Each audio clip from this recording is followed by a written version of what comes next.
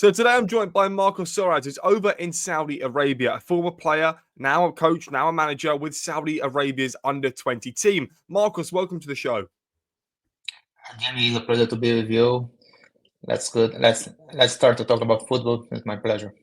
Thank you very much. So, Gordon, please tell us about your early days growing up playing football. I know you're Brazilian. Brazil's obviously a really great place for football. So, could you speak to us about your early days growing up playing football? For sure. But I believe I'm Brazilian, but I'm not as Brazilian as you are used to know, like Kaká, Ronaldo, Romario. So I used to be a normal player. I played low leagues. Also, I played second division Portugal, first division Malaysia. I had a good experience playing, but for sure, my career as a coach is much better than I was as a player. Well, yeah, you played in China, you played in Malaysia, you played in Brazil. What was your best experience? Because these are such obscure countries to play in, especially like Malaysia. Malaysia was amazing, man. The way of life there is amazing. The weather is good, but I'm from Rio de Janeiro. I like a lot the beaches and good weathers and sunsets, and it was amazing to be there. But the league there was good. The fields were good. At the time was 2005, since a while, 20 years ago. But it was a pleasure to be there. I enjoyed a lot. Your playing career was from 1996 to 2007, and it ended due to an injury that you kept sustaining. I'm still injured. Yeah, I always had problems on my both knees since I was very young, like 16 years old, always paining a lot. So in 2007, we're still paining, and I was not playing at high level on very good teams, very good salary. So I decided to quit and try to begin the staff career earlier.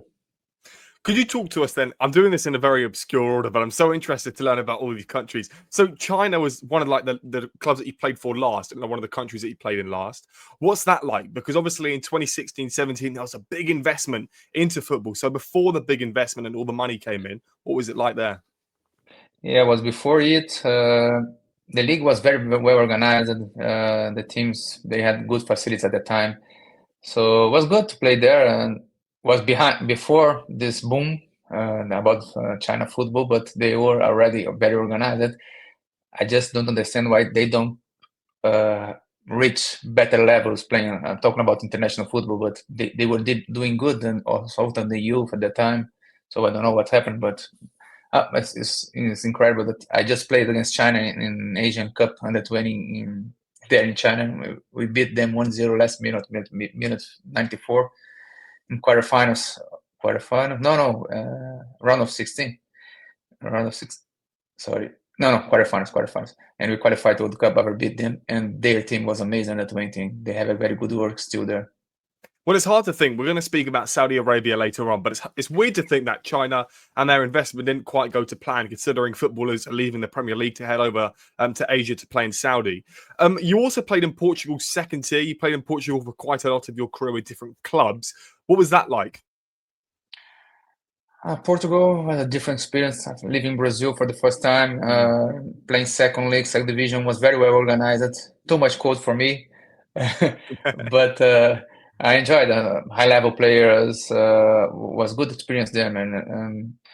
I played there three teams, two different teams, and the three of them were in the north of Portugal, so colder than the south.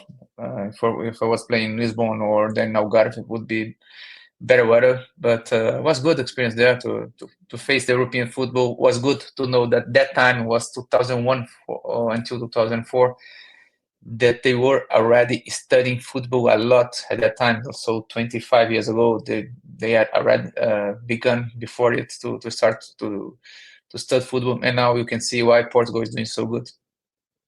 And then your coaching career, which comes as quite a great thing in your career, 2008 until present day. So could you talk to us about the transition from player to coach? Because there's probably quite a big difference. I've never done it myself, but I know there's a difference.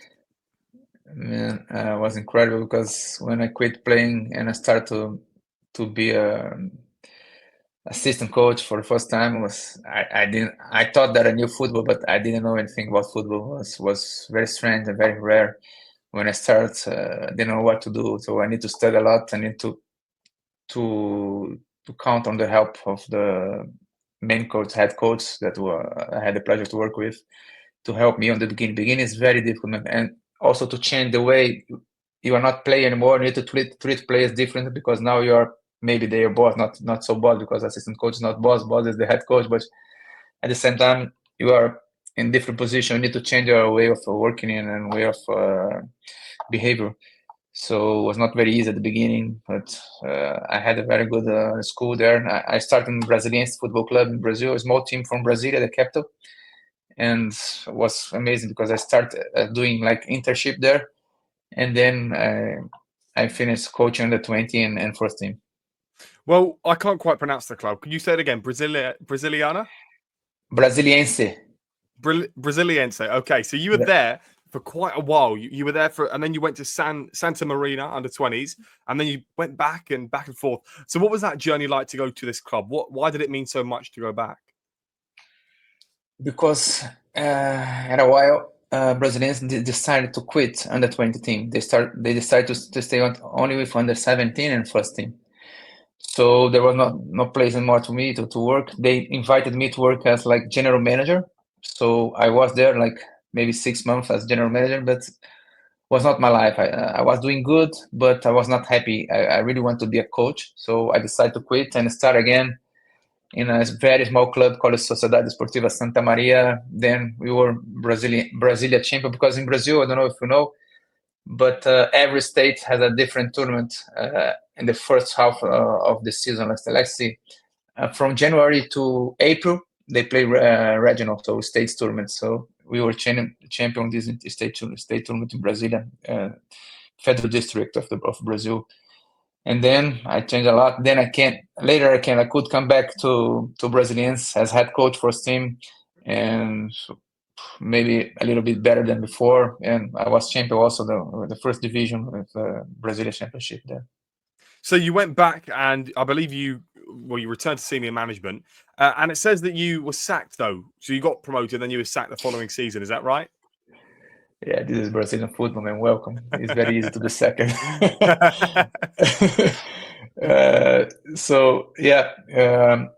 First we played the regional championship, we were champion, and then Brazilians at the time was playing like third division, Serie C of Brazil. And the first phase, we were first place in the group, and then we need to play a robbing group stage, and 4 teams to qualify 2 to the second division. And before it, the president, also the owner of the club, he decided that at the time they needed maybe a more experienced coach to face this challenge, and he sacked me. And he told me like this: "Oh, I need someone more experienced. So I will sack you, and I give opportunity to another one." But they didn't qualify to the second division, and it's very weird because one team called Ipatinga from Minas Gerais, we beat them twice in the first phase, and then they qualified to the second division. Well, that is the story of Brazilian football, as you said. I don't want to slate Brazilian football because I have to be honest with you. I just hear stories from footballers that come onto the show. But one of them, for example, was playing there, I believe, like last year. And there was quite a lot of corruption involved within the club and in the league. When you were there, was it the same? Corruption, usually you don't have a lot. You have like maybe, like can I say, promise to organize everything, the league, the championship. Now is much better. Huh? Mm-hmm. And the clubs now in Brazil are very well organized. Clubs like Flamengo, Palmeiras, São Paulo, Corinthians, Santos, Fluminense, we have a lot of teams very well organized. So Brazilian football increased a lot now. Sometimes you have a few problems that you probably know about the confederation. It's not about the clubs. And I hope that 1 month ago they changed the president again. I hope this one can fix everything and we can come back to the glory times, because since a long time we don't fight for the titles. Of course, and obviously, going a bit off topic here, the Club World Cup is currently going on, and there's been a few Brazilian teams in there, Botafogo being one of them, and a few other teams there as well. What's it been like for you to watch these Brazilian clubs? Because it's amazing to see them play against Benfica or Manchester City or Chelsea, whoever it might be. I know it's amazing opportunity for them. Like these teams that are there, like Flamengo, Palmeiras, Botafogo, they have a big budget now. Sure, not saying Barcelona, Madrid, Bayern, but for Brazil they have a good budget. So a lot of good players playing there. So they started this tournament not very well. Palmeiras draw against Porto, Botafogo won, Flamengo won. It's very difficult to think about celebrating something like the final or semi-final, because when you play against City, against Madrid, against Barcelona, against this kind of teams, it's very difficult, very tough. Borussia, but at least against Portugal teams, maybe you can compete, and it's a very huge opportunity to them to have this kind of experience, to play against the best teams of the world. And I believe all the Brazilians are happy to have these teams playing. Also, Fluminense is playing there. Fluminense 2 years ago was here in Saudi Arabia playing against the final against City. It was very tough to play against them. At least they won against Ahly the semi-final. Well, I remember watching them play against Manchester City, and it was like, obviously Manchester City deemed to be one of the best teams in the world. Take it as you will, because I'm definitely not a Manchester City fan. But they just couldn't break out the press from Fluminense. Like, they were playing the ball so well, and Manchester City couldn't get the ball off of them. And this is what the beauty about Brazilian football is. And I suppose, could you like go into depth about how? Is it because of the small-sided games in Brazil, in Rio, and these sorts of places? I believe about technique, we still have a lot of quality in Brazil. Maybe we decide to start studying football later than Europe, for example, and we have a little bit gap between us and them, but we are trying to make it shorter. And we have a lot of good Brazilian coaches now. It's changed a little bit. So, but that time the coach was Fernando Diniz. Since he began in small teams from Brazil. He likes a lot to stay with the ball, to play that kind of football. Now he's in Vasco da Gama. And also, after Fluminense, he went to Brazilian national team, but he didn't get the results, because this way of playing takes time to teach. So when national team, you don't have a lot of time to training. And maybe because of this, he did not succeed, but he's a very good guy and a very smart coach. And we have a lot of coaches now in Brazil that like also to play with the ball. I'm one of them. But even I'm coach Saudi Arabia. I like a lot to play possession, to press high, and this kind of football. But there is no right way to play or not. And some teams, they like to play more counter-attack, and they succeed a lot. So other teams like Guardiola's team, they like to save the ball all the time. But even them, sometimes they don't win. So there is no special, formula to win. Now, the difficulty with me doing the podcast is I often struggle with names. So in 2012, you signed for Sobradinho. Sobradinho, yeah. Okay, Sobradinho, that seems easy enough. And you were managing briefly there before going on tour with European clubs. So could you sort of explain to us what happened in 2012? Because it seems like quite an interesting year. Yeah, again, so I was coaching Sobradinho, team from first division of Brasilia, the same state. So Brazil is not the state, it's the city, because Brasilia and the federal district in Brazil is the same thing. Okay. But after the first, we played 2 rounds. After the first, not round. So like English Premiership, you play 19 games, then you play 19 games again. So after the first 19, I was second. It was not 19, it was less than this, but so I played half of the championship, and then second me. They 1 week before, they were very happy. I don't know what happened, but they second me. So I decided that time to see what was happening in Spain, because at that time Spain was champion, Euro champion in 2008 and world champion in 2010, and everybody was talking about Spain, Spanish football. So I took my plane and I got there. So I spent my time in like 17 days in Madrid and 16 days in Barcelona. In Madrid, I had a cousin that I was living there, so I was with him in his house. In Barcelona, I went to a hostel, all the time alone. So what I did, I put my suite at the time. So I knocked on the door of the clubs, and I asked for watching something to talk to the coach. And I succeeded a lot. It was very good, because I had the advantage to speak Spanish. So they treated me very well. So, for example, at Rayo Vallecano, Diego Costa was starting his career there. He wasn't alone from Atletico Madrid. And so that one day after the game, they won. The day before, they won against Osasuna 6-0. I was at the game. I paid 70 euro to this game. It was very expensive. And the next day, I heard that the training session would be opened. It's not so common in Europe.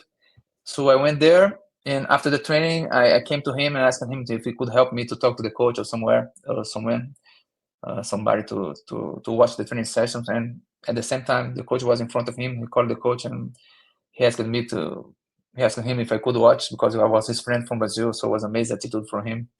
In Espanol, Barcelona, Felipe Coutinho helped me the same way. I put my suit, I went there. So I talked to the security. So I need to talk to someone, maybe Felipe, this is Brazilian. So when Felipe arrived, he introduced me to Felipe. So it was amazing. In Atlético de Madrid, I got the telephone number of Luis Pereira. Luis Pereira was the president of Atlético B. He was a former Brazilian player, national team 78. Very good player also. And I called him and he told me, come here. I talked to Simeone. So I was a few days with also Simeone. It was the first year of Simeone in Madrid. You can see how long Simeone is in Madrid, in Atletico. He's there. So in Real Madrid, I could not attend the training session, but at least I could watch Real Madrid Valencia was 0-0. Atletico Madrid, Real Madrid was 4-1 to Real Madrid. Barcelona Madrid was, I believe, 2-1, was also 0-0 to 2-1 to Madrid. And the two semifinals Champions League, Madrid Bayern was 2-1 Madrid, and they lost in penalty kicks.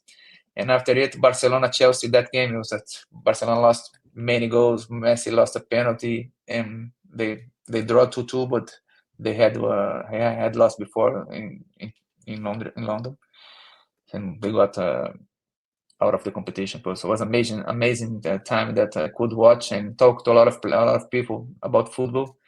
And I believe this opened a lot my mind to understand what was going on. And the next season in 2013, I came back to Bayern Munich, and I spent 2 weeks with Guardiola, man. And because a friend of mine, Marcelo Lins, this guy now is working with Borussia Dortmund. He's here now. He's in the United States with the team there. And he was the former fitness coach from Bayern. He worked with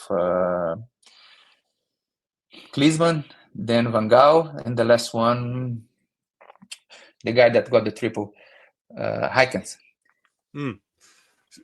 So essentially, it's like what happens in any sort of industry. So you decided to go out to Spain, get your suit on, look the part, and then you managed to speak to some brilliant players like Coutinho, like Diego Costa. Wow, unbelievable. So also Atletico de Madrid, there was Felipe Luis. Now he's the manager of Flamengo. Yeah. Diego Ribas and Miranda. That's crazy, because in England that would never. Because there's someone who streams, like a content creator who's trying to go professional, who is professional, but he's trying to get a move, and he goes to like clubs in the 4th, 5th tier of England, and they just turn him away every time. It's crazy. It's crazy to think that in another European country you can do it. So you went back to Brazil. You went to Brasilia 2013 to 14, and again there was a sacking in 2014, and unfortunately after that you went back to Brasilia, and it was your 3rd stint, and you got sacked again. So maybe Brasilia wasn't the place for you. I don't think so, man. So beginning maybe March 2013, I started under 20 in Brazilian Football Club. I did very well. I was champion again, unbeatable, undefeated. And then I was promoted to the first team, and I was starting the Serie D, so like 4th division of Brazil. We were doing good. So we finished the competition. So, and I planned the next season for the first team again. So we started very well. So I had a little bit problem with the president, but because he started to talk too much in the dressing room after one game, in the halftime after one game, and I didn't agree with that. So I was fired after it. I'm very polite and very well educated, but that this time was not easy. But I lost my job again, and was good that a few games before I played against Brasiliense, and my team played very well. You could not compare the budget of Brasilia and Brasiliense. Brasiliense is much better. And so I was invited again to come back to Brasiliense in 2014. So I finished the regional championship, and I started the Serie, at the time Serie D also. So we just lost one game, because Brazilian Serie D at the time is like now, it's a little bit different. You play like a group stage, then you qualify to like round of 16 and quarterfinals and finals. So in quarterfinals, I lost the first game 2-1, and I won the second game 2-1, and we went to penalty kicks. So the team that won would be promoted to third division, and we lost in penalty kicks. So again, I was fired in 2014 after it, and beginning of 2015, I started in another team from Goiânia, another state from Brazil, near from Brasilia. And after 2 months, I was fired again, and I was like 7 months without working. And also, it's important to say, like between 2012 and 13, I was 11 months without working, with no job. But I still believe that I could reach something, and still studying, still trying to believe. And it's not easy, because when you have no money, it's not easy. But thanks God that I continued. And 2015, I had the opportunity in like September to be interviewed by Santos Football Club, and now was the time that my career changed. Could you go ahead and talk to us then about those next few years? Santos is obviously a ridiculously big club, and you managed to get there in the under-20 roles. Could you elaborate on that for me? Yeah. So was interviewed. A lot of people were interviewed, and I was the winner. Don't ask me why, but I was the winner of the project. And so it was a great experience. Almost 2 years in Santos, working with a lot of players. For example, how can I say, with Caio Henrique now, do you know, from Monaco? Yes, yeah. Left back. He was my player at that time, for example. Botafogo's goalkeeper is now John Victor was my player at the time. Lucas Verissimo, that used to play in Benfica, now is playing here in Qatar, also national team. He was my player at the time. And I have a lot of players that are not playing in Europe, but playing high level in Brazil Serie A. So it was amazing experience. Santos for sure is a huge club. At the time, Rodrigo was playing under 15, I believe, and I was under 20 coach. And a few times he joined us to train with us. Rodrigo that is playing now in Madrid. So it's a great experience. So I started to work in the high level football, in the real football that everybody wants to work on, and I believe my life really changed with this opportunity in Santos. For sure, because then Corinthians came up next. You were focusing on youth development there, under 17s role. You spent just about a year there. So what was that like to go to another big Brazilian club? Man, Corinthians is very huge, very huge. I have no idea how is Corinthians in Brazil. Santos is huge about titles and about Pelé, Neymar, and all of these big guys. But Corinthians is the second about fans, Flamengo and Corinthians. So they're crazy. These people are very crazy. They go to all the Corinthians fans. They not only go to the football games. They go to all kind of sport games. All the stadiums and the courts are full crowded. So I was 2 years in Corinthians under 17. It was amazing. We were runner up of Brazilian Cup in 2017. Was amazing, man. Also, again, another good team, good players like Gustavo Mantuan. I was playing Zenit. Let me see if there is a very good international player. Sometimes I forget about the players. But also in Serie A of Brazil, I have a lot of players. Also, Eduardo Queiroz was in Zenit before, came back to Brazil. And have Gabriel Pereira now is playing here in Al Rayyan, Qatar. Let me see.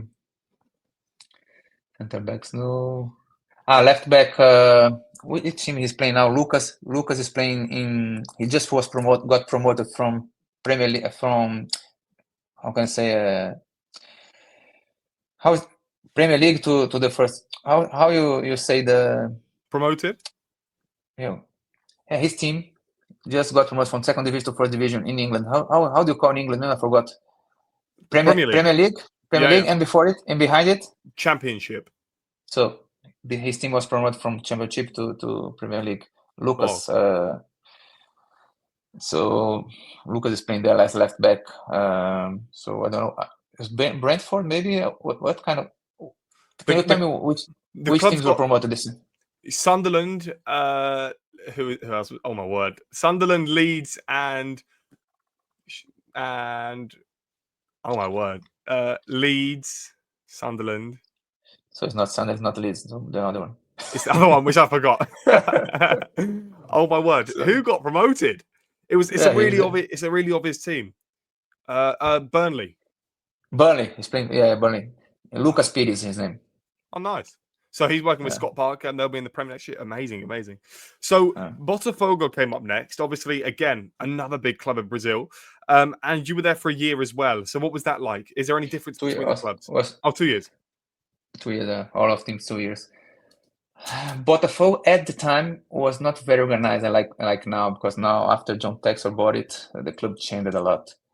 So Botafogo is very huge in Brazil, in Rio de Janeiro. So now it's still huge, but with money. On my time, big for sure, very big, but they didn't have a lot of money.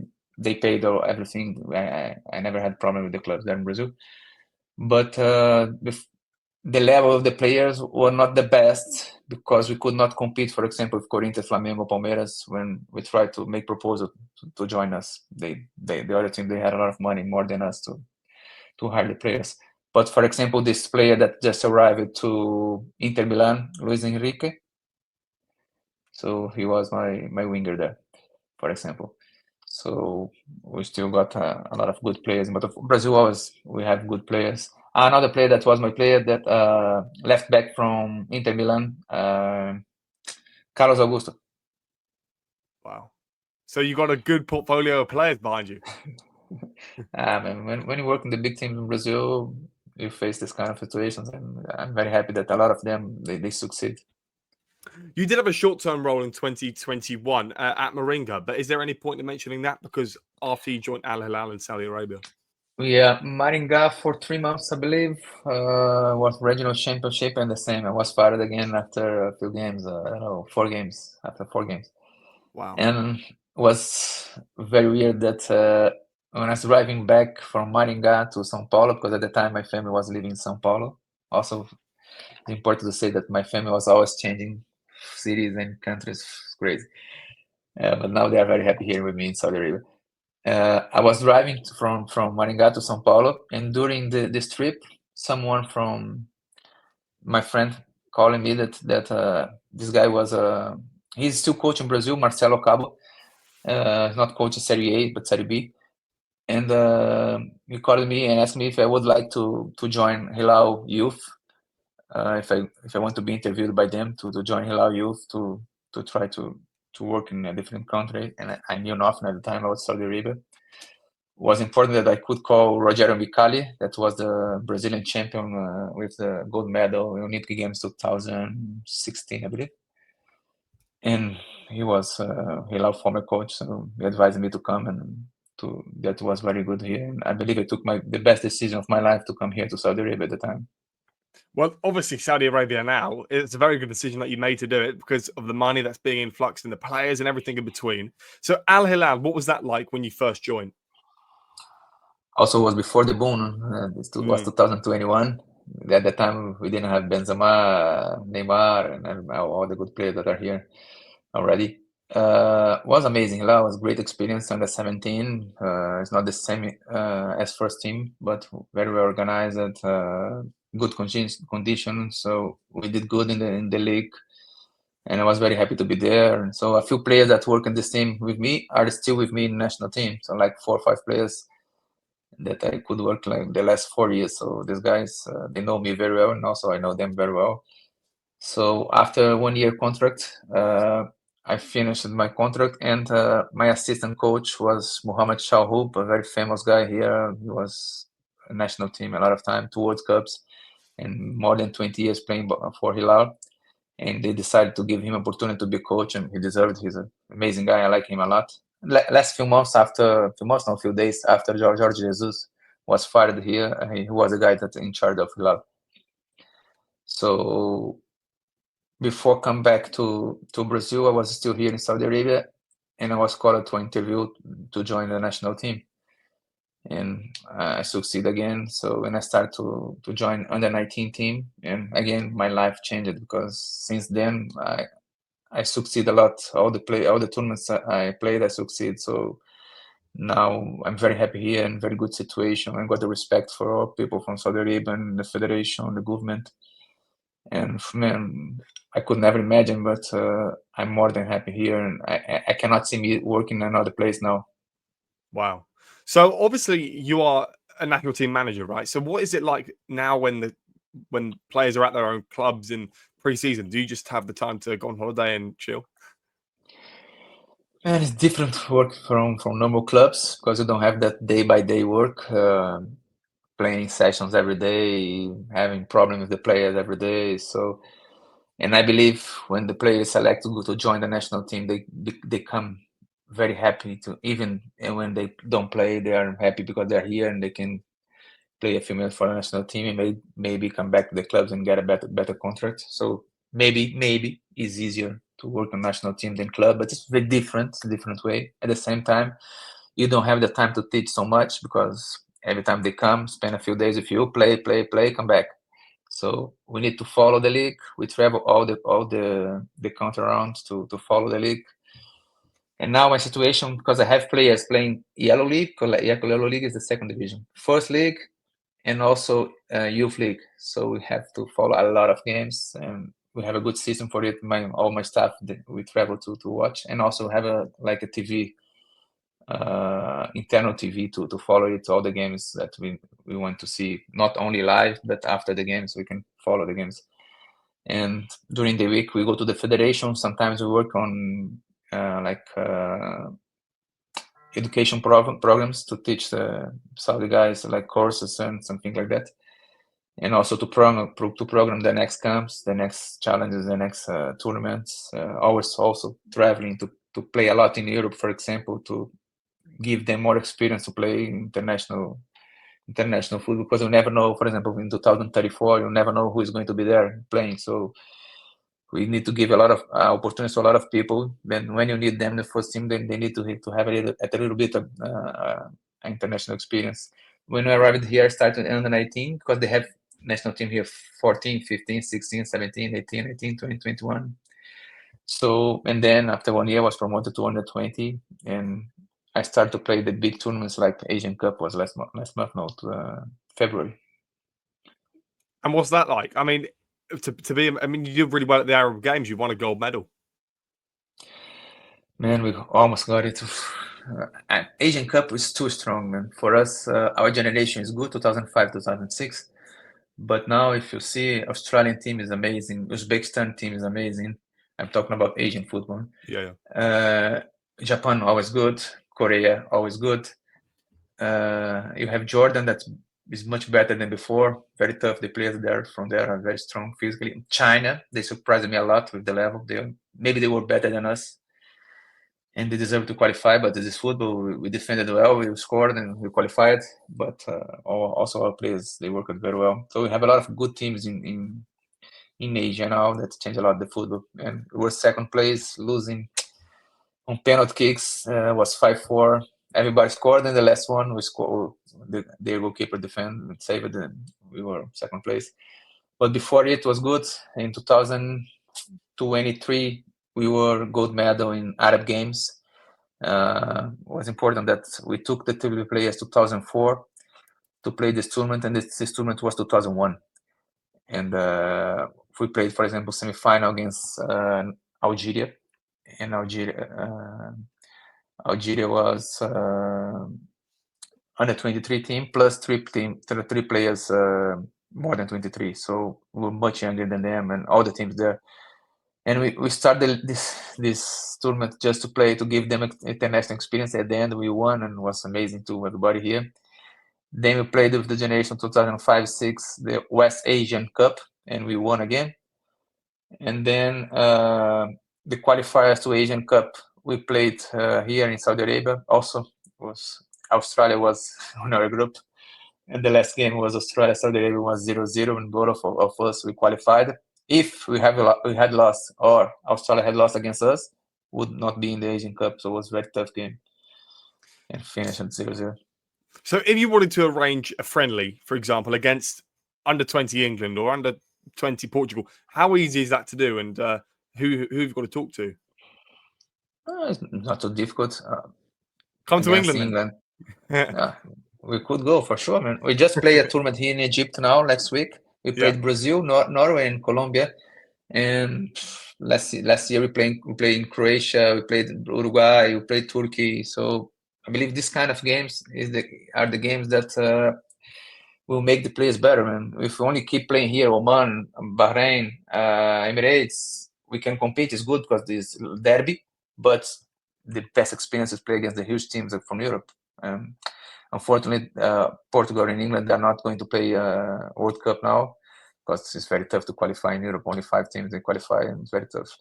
So, but it's amazing to play against this team, man. So we are playing a lot internationally, and I hope we can continue this work, because we are working for 34, and I hope we can contribute to this development. So what's happening with the World Cup qualification then, as you mentioned? Can you repeat, please? What's going on with the World Cup qualification? World Cup qualification was the Asian Cup, was the same. Okay. So the four teams that reached the semi-final, they were qualified. So the crucial game was against China, the quarterfinal that we won minute 94. The stadium was crowded in China. It's an amazing experience, man. After it, we won against Korea, the semi-final, and we lost in penalty kicks the final against Australia. So it's the way we qualified. So you qualified for the World Cup, right? Yeah. And when will that be? And where? We'll be in Chile next Chile, September. Wow. We have a tough group. We played 29th September against Colombia. Then 2nd October we played against Nigeria. And 5th October we played against. We're going to play against Norway. Okay. And do you think you can get through those games? Man, we believe that if we do good, we can qualify, but it'll be a very balanced group.